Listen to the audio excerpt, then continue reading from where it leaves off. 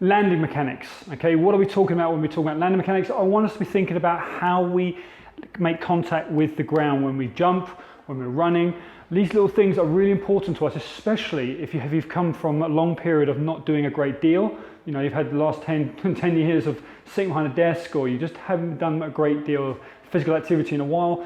Remembering how to land, remembering how to jump, change direction. These are all important things, the skills that we take for granted when we're kids. Now let's start thinking about reintroducing them back into our body.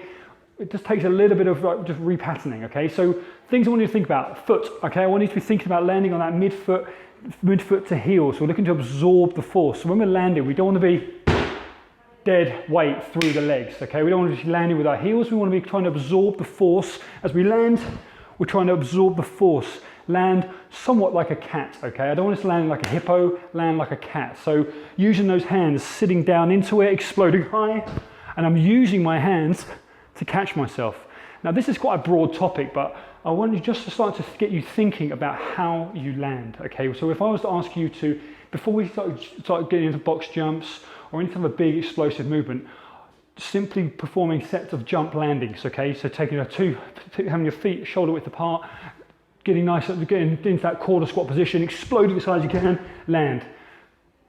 We're looking to avoid knees collapsing, shoulders collapsing. We want to land athletically, yeah, ready to move on again. So high, soft.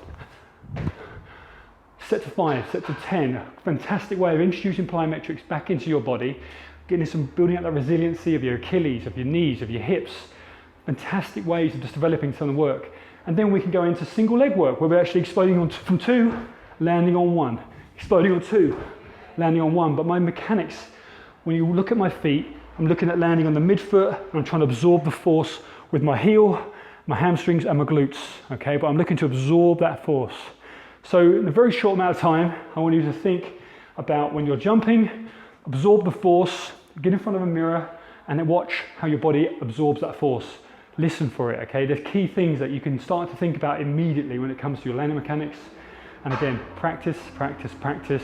And I promise you, something as simple as jump and land, something we take for granted as children, now when we're doing it as adults, you're going to get a much greater response that you're going to get from it.